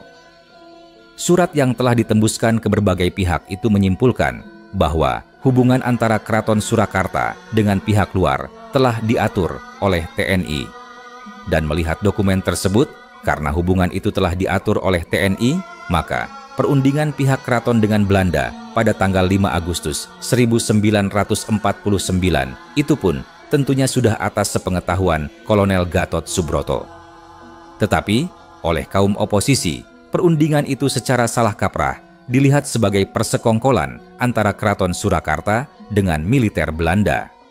Mereka juga mengingkari fakta bahwa pemerintah Kasunanan Surakarta telah berkontribusi membebaskan beberapa pejuang Republik yang ditawan oleh Belanda, seperti yang tercantum dalam surat tertanggal 11 April 1949 yang ditandatangani Kanjeng Raden Mas Tumenggung Darmonagoro selaku Wedana Bupati Kabupaten Kota Surakarta, bahwa pertanggal 2 April 1949 pemerintah Kasunanan berhasil membebaskan 9 pejuang atau yang ketika itu disebut sebagai tawanan politik yang ditahan Belanda. Fitnah bahwa monarki Surakarta berkomplot dengan Belanda tersebut dihembuskan oleh golongan anti-Swapraja yang berusaha memperkeruh keadaan. Tuduhan itu jelas tidak masuk akal, mengingat fakta bahwa sejak Desember 1945, Sunan Pakubuwono XII sendiri sering mendampingi inspeksi Presiden Soekarno ke berbagai garis depan pertempuran, serta sekali lagi membantu membebaskan sejumlah pegawai pemerintah dan pejuang-pejuang, termasuk dari kalangan tentara pelajar yang ditahan oleh militer Belanda. Malahan, Sri Sunan juga turut berusaha mencegah meluasnya pembakaran Dusun Banaran di Kabupaten Klaten yang dibumi hanguskan tentara Belanda karena dicurigai sebagai sarang pasukan gerilya.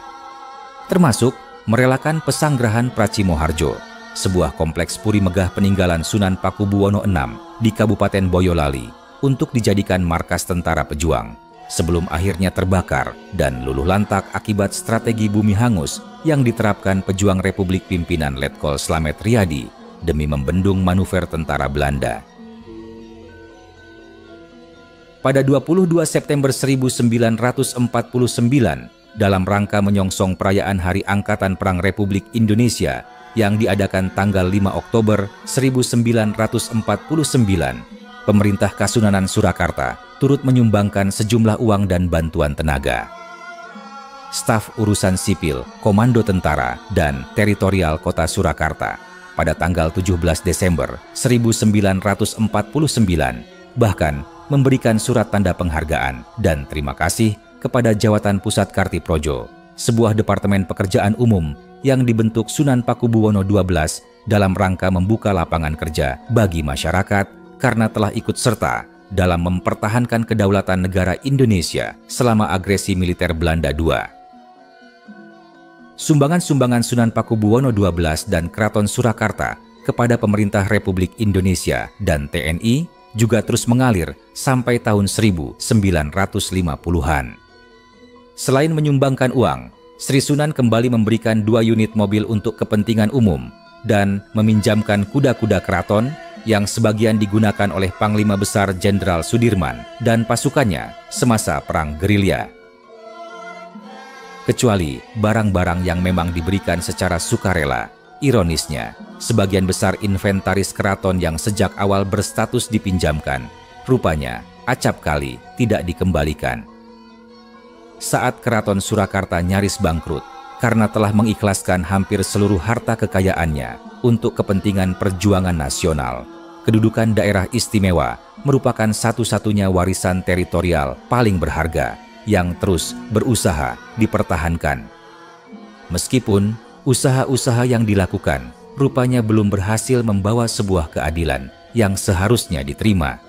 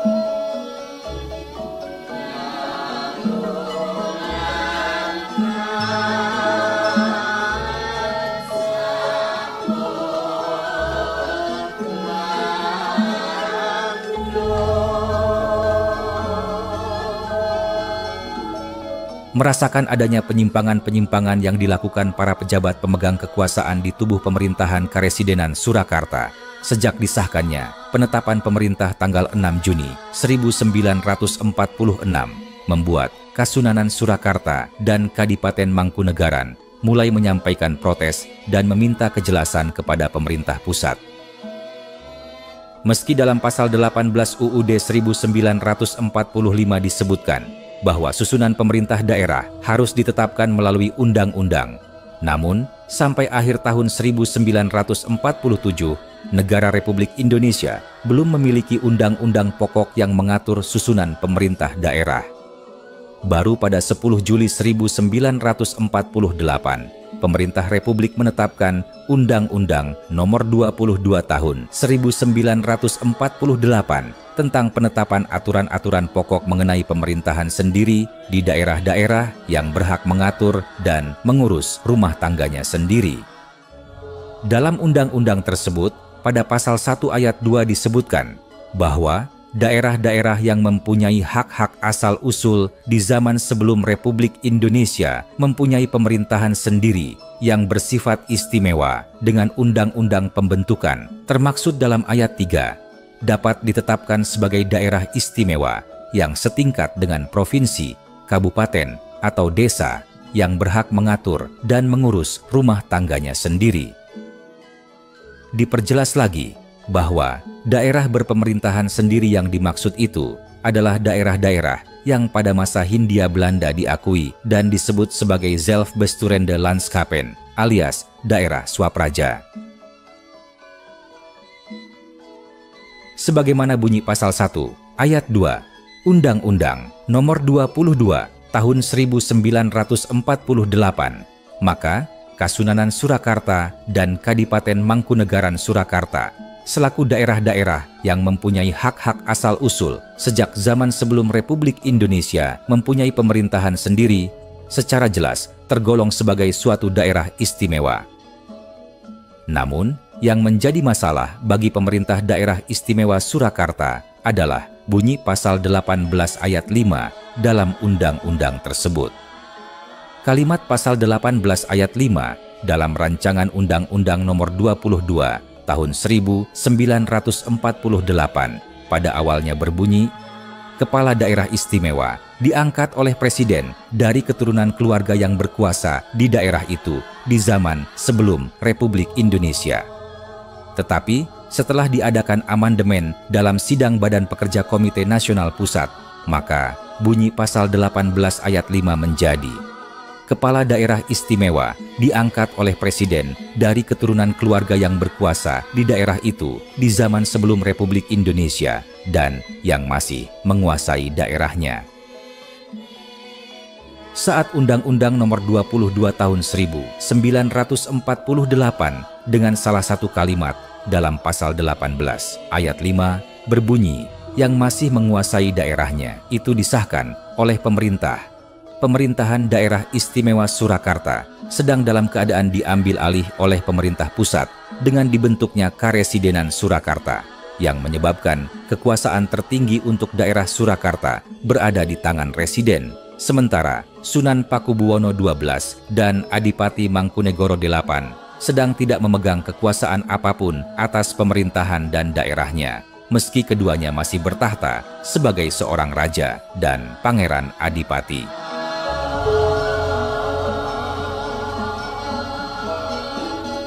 Menyadari potensi negatif dari undang-undang tersebut terhadap eksistensi daerah istimewa Surakarta yang sedang dibekukan, Sunan Pakubuwono XII pun menyampaikan pendapatnya kepada pemerintah pusat.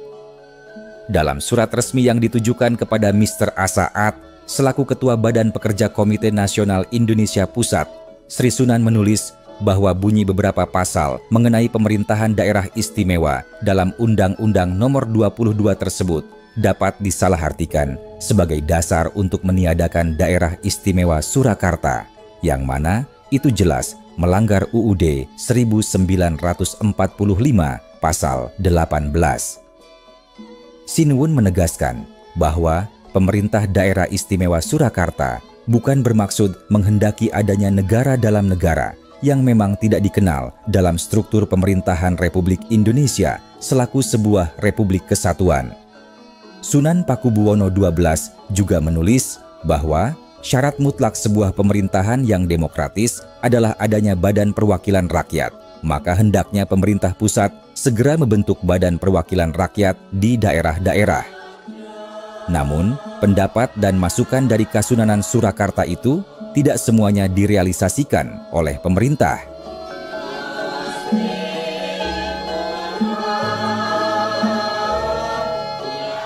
Ketidakpastian itu tetap berlanjut hingga memasuki pertengahan bulan Agustus 1949. Ketika itu, Presiden Soekarno mengirim seorang kurir ke Keraton Surakarta yang bertugas menyampaikan pesan pengangkatan Sunan Pakubuwono XII tanpa surat keputusan resmi sebagai Menteri Negara Sementara dalam rangka memperkuat posisi delegasi Indonesia pimpinan Perdana Menteri Muhammad Hatta dalam konferensi meja bundar yang digelar di Den Haag, Belanda.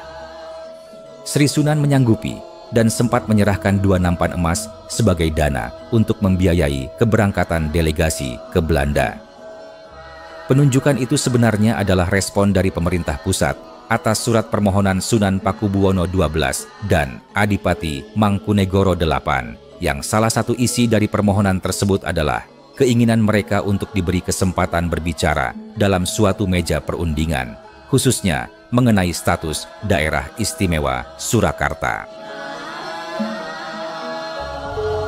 Sri Sunan bersama Mangkunegoro akhirnya turut berangkat ke negeri Belanda. Di sana, dalam perundingan panjang hingga tanggal 2 November 1949, masalah daerah istimewa juga menjadi salah satu pokok yang dibahas. Terlepas dari masalah Swapraja, hasil terpenting dari konferensi meja bundar di Den Haag adalah terbentuknya negara Republik Indonesia Serikat.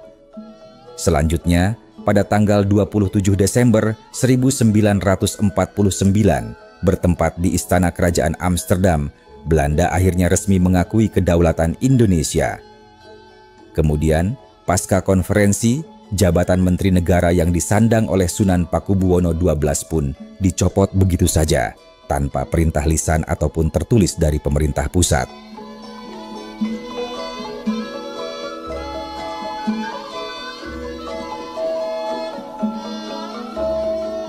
Indonesia telah berdaulat penuh. Ibu kota dan kedudukan pemerintah pusat sudah kembali ke Jakarta. Perang juga telah usai. Tetapi situasi politik di Surakarta seakan-akan masih seperti bara dalam sekam. Masalah status daerah istimewa tak kunjung tuntas, dan salah satu yang menjadi sumber dari permasalahan ini adalah undang-undang yang mengatur pemerintahan daerah istimewa Surakarta yang tak kunjung dibuat. Hal itu nyatanya semakin membawa dampak buruk terhadap rakyat Surakarta. Kondisi perekonomian yang terus merosot akibat konflik politik membuat rakyat mulai bergerak.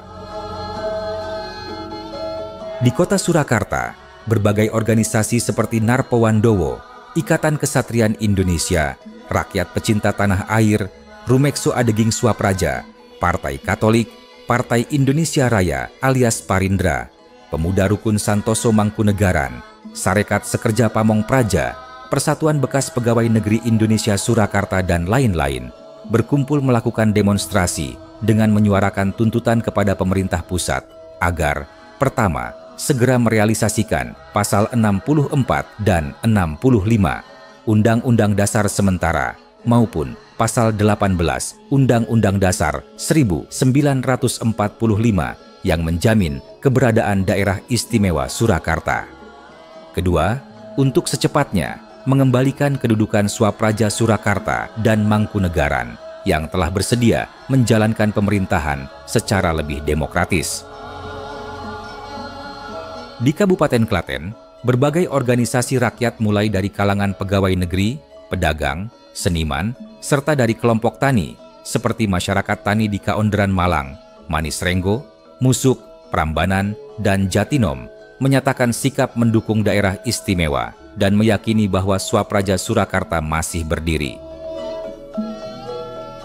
Di Kabupaten Sragen, massa dari berbagai kalangan mendukung pernyataan Sunan Pakubuwono XII mengenai kesediaan beliau menjalankan pemerintahan yang demokratis, serta meminta pemerintah untuk segera mengembalikan status daerah istimewa Surakarta dan tak ada alasan untuk menentangnya karena kedudukan DIS telah terjamin dalam UUD 1945 pasal 18. Di Kabupaten Boyolali, masyarakat juga menyatakan dukungannya terhadap Sunan Pakubuwono XII dan Adipati Mangkunegoro VIII yang dianggap telah bersedia menjalankan pemerintahan berdasarkan Pancasila serta menuntut pemerintah pusat agar segera mengembalikan pemerintahan daerah istimewa Surakarta demi terciptanya kestabilan dan ketertiban. Mengingat saat itu kondisi perekonomian rakyat Boyolali sudah memprihatinkan akibat kekacauan berlarut-larut. Begitu pula di Kabupaten Sukoharjo, bahkan hingga di Kabupaten dan Kota Semarang, berbagai kelompok masyarakat menyatakan bahwa tidak ada alasan untuk menentang pemerintahan Sunan Pakubuwono XII dan Adipati Mangkunegoro VIII yang sejak awal kemerdekaan telah setia berdiri di belakang Republik Indonesia.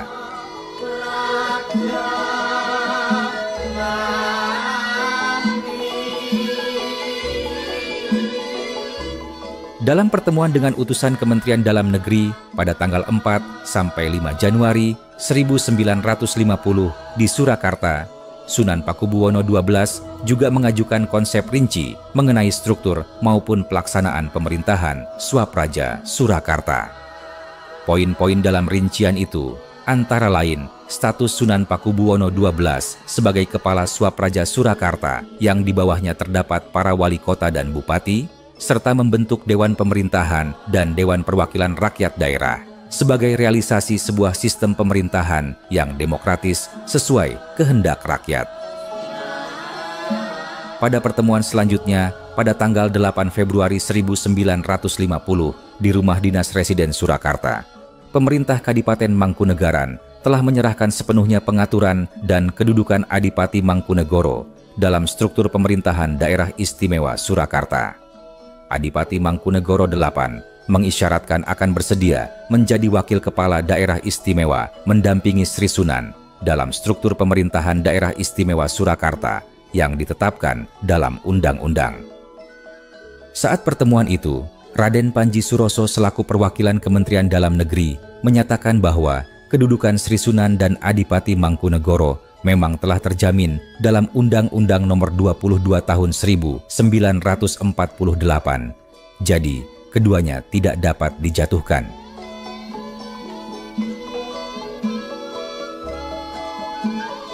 Di sisi lain, kelompok anti Swapraja yang meradang karena mengetahui gelaran demonstrasi-demonstrasi kelompok pendukung Swapraja seketika melakukan kontraaksi dengan membentuk panitia anti Swapraja alias PAS.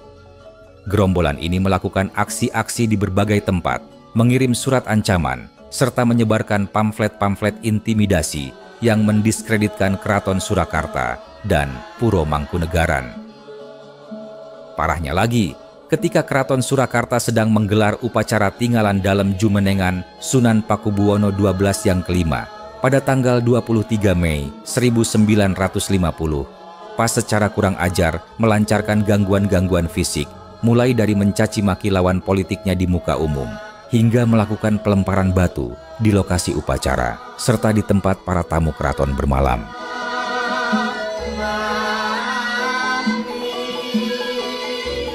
Akibat segala kekacauan yang terjadi, serta perbedaan paham di kalangan masyarakat Surakarta yang masih sulit dijembatani, pada tanggal 9 Juni 1950, pemerintah pusat memutuskan untuk mengadakan referendum alias pemungutan suara dalam rangka menentukan nasib daerah istimewa Surakarta. Rencana itu segera direspon oleh Kolonel Gatot Subroto selaku Gubernur Militer Wilayah Surakarta. Dalam suratnya kepada Kabinet, Gatot Subroto mengkhawatirkan jika referendum tetap dilakukan akan terjadi kerusuhan hebat yang tak dapat diredam oleh TNI. Pihak Kasunanan Surakarta juga menyatakan keberatannya, mengatakan bahwa plebisit atau referendum hanya akan membuat keadaan semakin panas dan mempertajam perselisihan antara masyarakat pendukung DIS dan kelompok oposisi. Setelah kabinet bersidang dan melakukan jajak dengar pendapat, akhirnya mereka resmi menunda pelaksanaan referendum. Di waktu yang sama, Sunan Pakubuwono XII tetap berusaha akomodatif dengan menjanjikan sistem pemerintahan demokratis, seperti yang sering dituntut oleh PAS. Dalam maklumat panjang yang dikeluarkan pada tanggal 13 Juni 1950, Sunan Pakubuwono XII menjelaskan bahwa Swapraja Kasunanan Surakarta adalah pusaka bersejarah peninggalan nenek moyang yang wajib selalu diperjuangkan dengan penuh keyakinan. Selain itu, Sri Sunan juga menjunjung tinggi Undang-Undang Dasar 1945 Pasal 18 dan Undang-Undang Dasar. Sementara Pasal 64 yang isinya mengakui dan menghormati kedudukan daerah-daerah Swapraja di Indonesia. Sri Sunan juga menyatakan bahwa susunan kepemerintahan Swapraja Surakarta nantinya akan demokratis dan sesuai dengan perubahan zaman dengan dibentuknya Dewan Pemerintahan yang bertanggung jawab kepada DPRD Swapraja.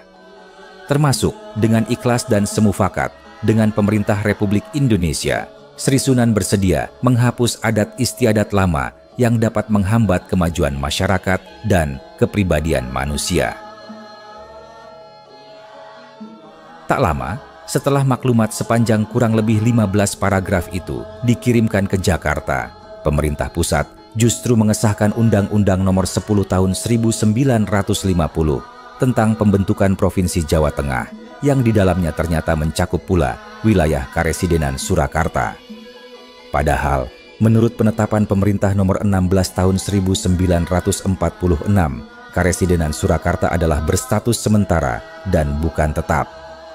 Menyusul kemudian, pemerintah mengesahkan Undang-Undang Nomor 13 tanggal 8 Agustus 1950 tentang pembentukan daerah otonom, serta Undang-Undang Nomor 16 tanggal 14 Agustus 1950 tentang penetapan kedudukan kota Surakarta sebagai sebuah kota praja atau kota madya. Akibat penyimpangan yang dilakukan oleh pemerintah pusat, Sunan Pakubuwono XII mengutarakan protes dan pendapatnya dalam surat panjang yang ditujukan kepada Menteri Dalam Negeri tertanggal 12 Agustus 1950. Selain sekali lagi secara tegas menolak penggabungan daerah istimewa Surakarta ke dalam Jawa Tengah, Sri Sunan juga menginginkan adanya persatuan antara Kasunanan Surakarta dan Mangkunegaran, seperti halnya yang dilakukan oleh dua monarki di daerah istimewa Yogyakarta. Apabila Mangkunegaran tidak bersedia dengan adanya satu Dewan Perwakilan Rakyat Daerah di DIS, Mangkunegaran dipersilakan untuk memiliki Dewan Perwakilan sendiri. Dan demi kepentingan rakyat, suatu badan koordinasi akan dibentuk sebagai penghubung antara DPRD Kasunanan dan DPRD Mangkunegaran. Suatu usul yang memang terkesan sangat sulit untuk terrealisasi, karena bagaimanapun akan menyulitkan bila dalam satu pemerintah daerah terdapat dua DPRD. Satu-satunya pilihan yang paling ideal adalah bersatunya Mangkunegaran dengan Kasunanan dan kesediaan Adipati Mangkunegoro VIII untuk menjadi wakil kepala daerah istimewa, serta adanya badan legislatif tingkat 1 atau DPRD tunggal di daerah istimewa Surakarta.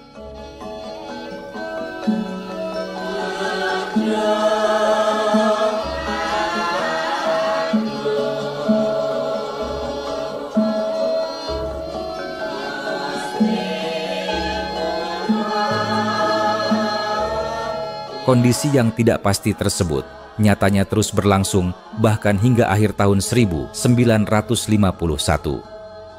Pada 19 November di tahun tersebut, perihal penyelesaian masalah daerah istimewa Surakarta yang dinilai sudah terlalu berlarut-larut, Menteri Dalam Negeri Iskak Cokro Adi Suryo tiba-tiba mengeluarkan surat dengan isi yang tidak masuk akal. Dalam surat itu, Iskak mengatakan bahwa Sunan Pakubuwono XII dan Adipati Mangkunegoro VIII yang masing-masing naik tahta pada tahun 1945 dan tahun 1944 semasa penjajahan Jepang tidak berstatus sebagai kepala swapraja yang dilantik atas kontrak politik seperti yang dilakukan oleh pemerintah Hindia Belanda sebelum Perang Dunia II. Iskak juga mengatakan Kalau piagam penetapan yang dikeluarkan oleh Presiden Soekarno kepada Sri Sunan dan Adipati Mangkunegoro adalah bersifat tidak tetap, sesuatu yang seketika dibantah keras oleh Keraton Surakarta dan Puro Mangkunegaran yang meyakini bahwa pengakuan Presiden tersebut bersifat menetap dan merupakan pengakuan resmi.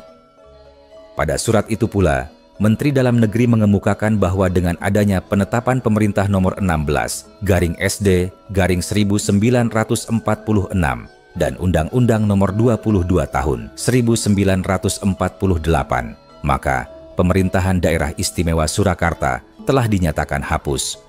Oleh karena itu, daerah-daerahnya digabungkan ke dalam Provinsi Jawa Tengah. Suatu pernyataan yang menjadi bukti bahwa pemerintah pusat mengingkari kesepakatan yang dibuat pada pertengahan tahun 1946 serta menyalahi pasal 18 UUD 1945.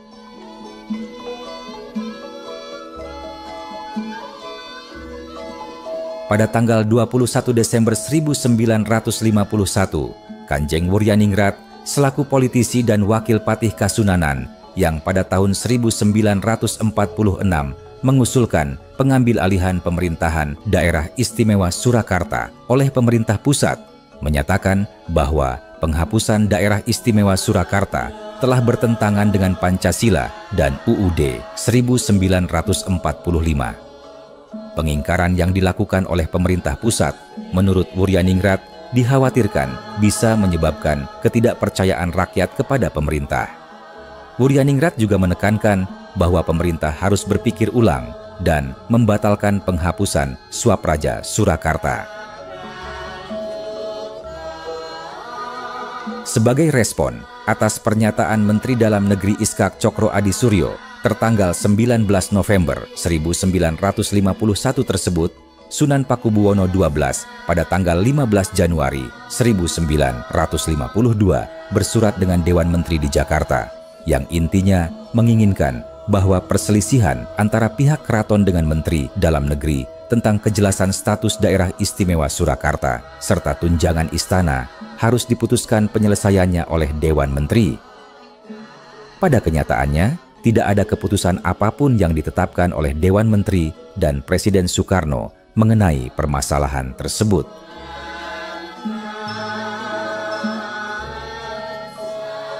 Sampai pada dikeluarkannya Undang-Undang Nomor 1 Tahun 1957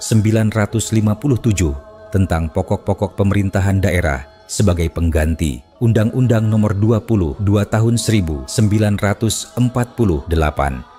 Kasunanan Surakarta masih yakin bahwa status Daerah Istimewa Surakarta dapat dipulihkan. Tanggal 20 November 1957, Sunan Pakubuwono XII mengirim surat kepada Menteri Dalam Negeri menyertakan usulan mengenai proses pengangkatan Kepala Daerah Istimewa. Namun, jawaban yang dikirimkan kepada Keraton Surakarta tanggal 26 Desember 1957 menyatakan bahwa usulan yang diajukan Sri Sunan masih belum cukup untuk merevisi perundang-undangan yang berlaku. Terakhir, pada 12 Agustus 1958, Sunan Pakubuwono XII kembali melayangkan surat kepada alamat yang sama, perihal dasar hukum kedudukan Kepala Daerah Istimewa yang berasal dari anggota keluarga kerajaan serta tata cara pengangkatannya. Sekali lagi, pemerintah pusat tidak merealisasikan usulan Sri Sunan. Bahkan, kedekatan hubungan Sang Sinuwun Hamardiko dengan Presiden Soekarno rupanya masih belum mampu menghadirkan Daerah Istimewa Surakarta yang kembali berdiri utuh pada tempatnya.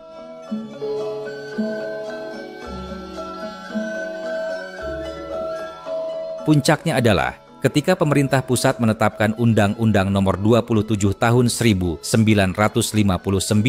yang secara resmi mengubah Daerah Istimewa dan Daerah Swapraja di seluruh Indonesia, kecuali Daerah Istimewa Yogyakarta dan Daerah Istimewa Aceh menjadi daerah otonom biasa, mulai dari yang berbentuk kabupaten hingga setingkat desa.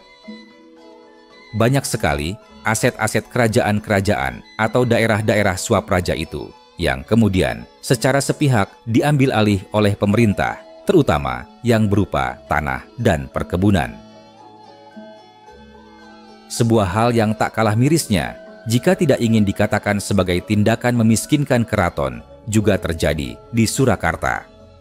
Sejak saat itu, aset-aset berharga milik Kasunanan Surakarta dan Kadipaten Mangkunegaran, seperti perkebunan-perkebunan dan pabrik-pabrik gula, serta berbagai bangunan dan beberapa luas tanah, diambil alih oleh pemerintah.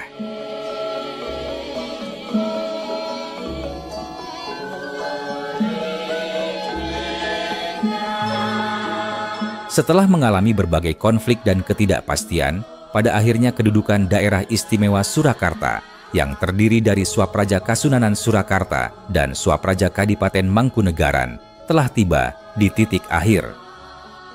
Pasca dibentuknya Provinsi Jawa Tengah, status Sri Sunan dan Mangkunegoro kemudian berubah menjadi simbol pemersatu di tengah masyarakat, atau secara resminya sebagai Yang di-Pertuan Pemangku Adat Jawa, khususnya adat Jawa Gaya Surakarta dan Mangkunegaran, serta umumnya bagi masyarakat Jawa di wilayah Surakarta Raya dan di bekas karesidenan sekitarnya.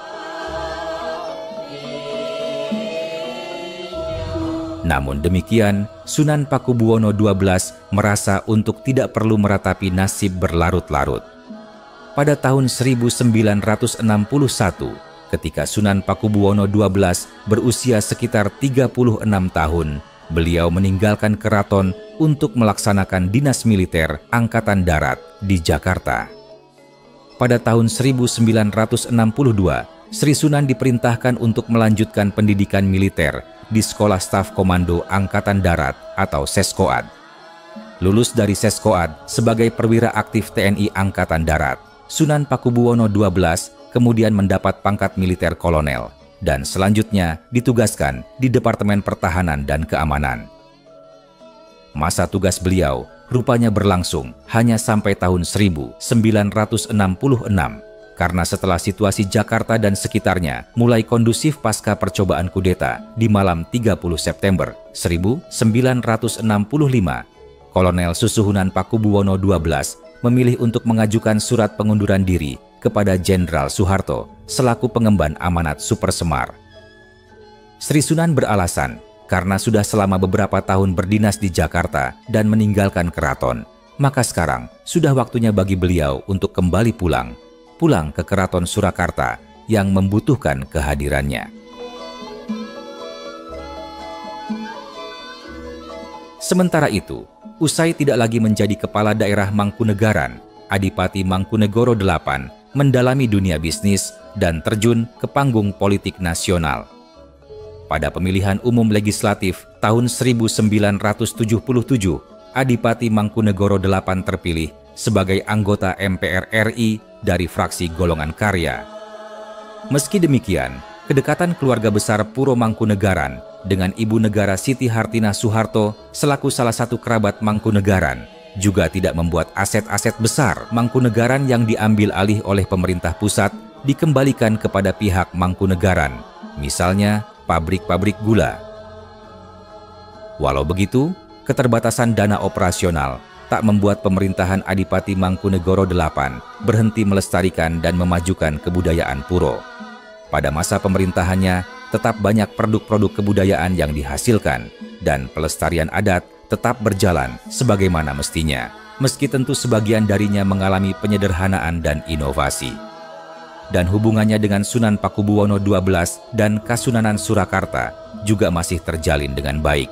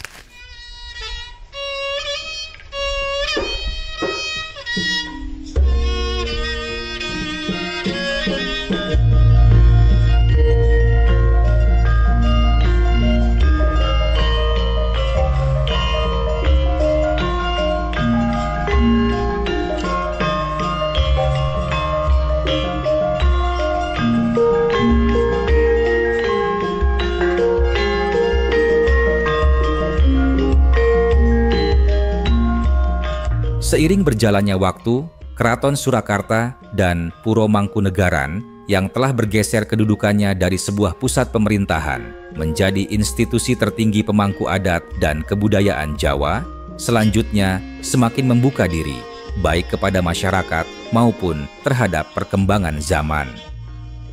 Misalnya, pada tahun 1963, Sunan Pakubuwono XII dan Ibu Negara Hartini Soekarno meresmikan Museum Keraton Kasunanan Surakarta yang menempati bagian timur kawasan inti Keraton Surakarta dan kemudian dibuka untuk umum. Kemudian, di tahun 1968, Adipati Mangkunegoro VIII juga membuka sebagian kawasan Puro Mangkunegaran untuk wisatawan dan khalayak ramai.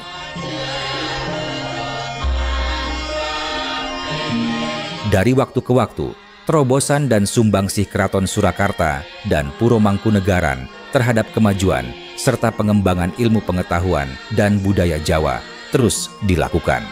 Bahkan ketika keduanya berada di tengah keterbatasan biaya. Mengingat status Keraton Surakarta dan Puro Mangkunegaran serta segala bentuk adat istiadatnya sebagai kawasan cagar budaya, sudah seharusnya pemerintah menyokong kelestarian keraton dan puro secara konsisten dan nyata. Terlebih, di masa perjuangan mempertahankan kemerdekaan Indonesia, seperti yang sudah dijelaskan panjang lebar sebelumnya, Keraton Surakarta dan Puro Mangkunegaran memiliki andil yang besar.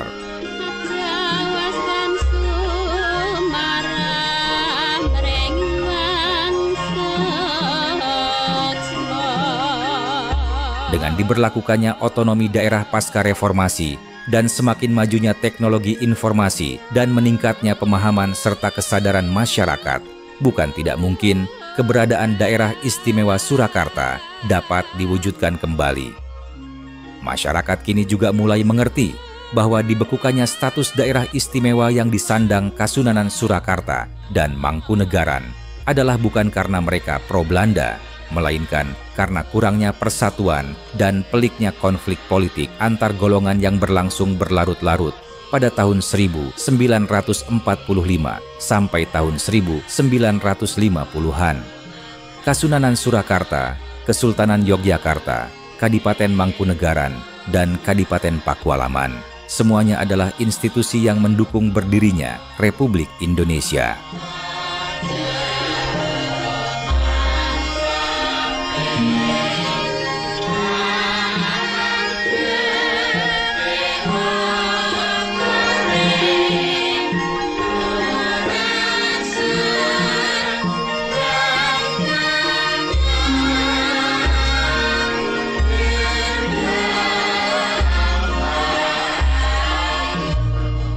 Pengajuan gugatan atau uji materi Undang-Undang Nomor 10 Tahun 1950 tentang pembentukan Provinsi Jawa Tengah sebetulnya sudah pernah dilakukan oleh kerabat Keraton Surakarta, meski masih belum dikabulkan oleh Mahkamah Konstitusi.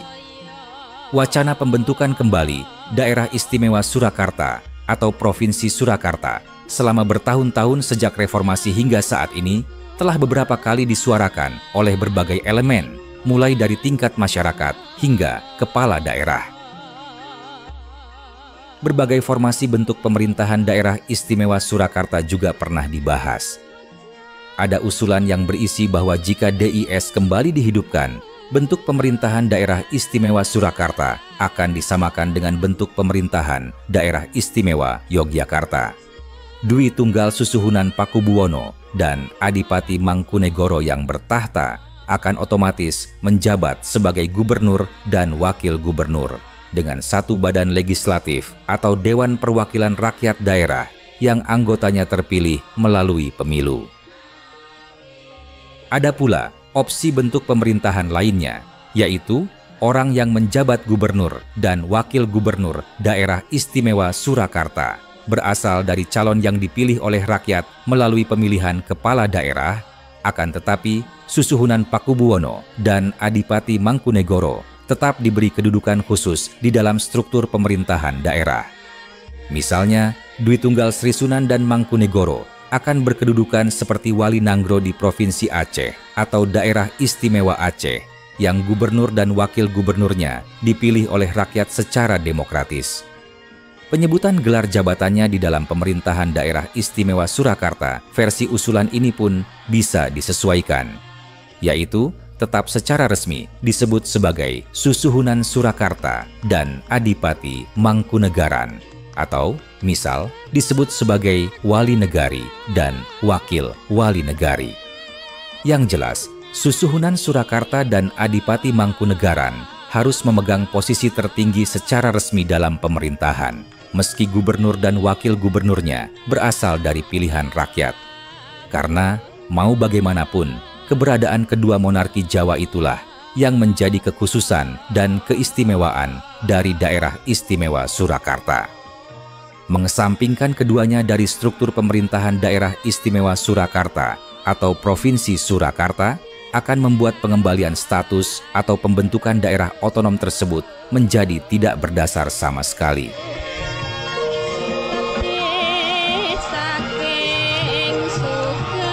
Kembali berdirinya daerah istimewa Surakarta memang bukanlah hak Keraton Surakarta dan Puro Mangkunegaran semata, melainkan adalah hak seluruh rakyat Surakarta, Klaten, Boyolali, Sragen, Sukoharjo, Karanganyar, serta Wonogiri, sebagaimana yang sudah ditetapkan pada tahun 1945.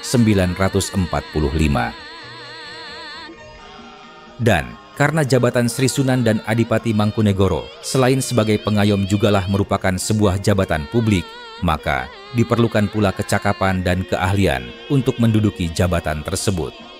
Sudah seharusnya para susuhunan dan adipati yang bertahta mempersiapkan calon penerusnya dengan sebaik mungkin agar kelak dapat menjadi pemimpin yang berkualitas dan mumpuni.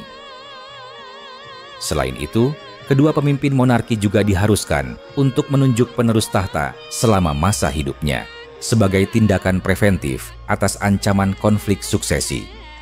Apabila terjadi kebuntuan atau ketidaksepakatan keluarga istana, meskipun pemilihan seorang calon penerus adalah hak prerogatif Sri Sunan maupun Adipati Mangkunegoro yang sedang bertahta, untuk itu harus dibuat suatu peraturan resmi yang bisa menempatkan pemerintah pusat dapat mengambil sikap tegas yang mirip dengan apa yang dilakukan oleh pemerintah Hindia Belanda dahulu. Yaitu, jika terjadi kebuntuan dalam proses pemilihan ahli waris, maka pemerintah pusatlah yang akan memutuskan siapa sosok yang berhak terpilih menjadi calon penerus tahta dari masing-masing pemimpin monarki tersebut demi mencegah terjadinya konflik dan perpecahan keluarga istana.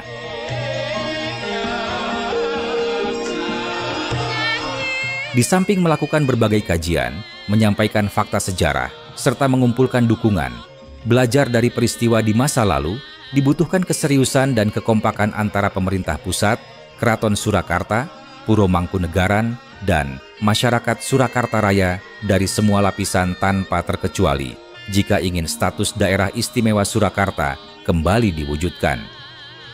Kekompakan yang dimaksud adalah persatuan di antara sesama kerabat keraton maupun kerabat Puro, persatuan antara Sri Susuhunan dengan Adipati Mangkunegoro, serta yang lebih penting adalah persatuan antara Keraton Surakarta dan Puro Mangkunegaran dengan seluruh rakyat Surakarta, Klaten, Boyolali, Sragen, Sukoharjo, Karanganyar, dan Wonogiri. Karena salah satu tujuan dibentuknya sebuah pemerintahan adalah untuk terwujudnya kemajuan wilayah serta kesejahteraan rakyat. Jika keseriusan dan kekompakan itu tercapai, bukan tidak mungkin cita-cita akan kembalinya status daerah istimewa Surakarta bakal menjadi sebuah kenyataan.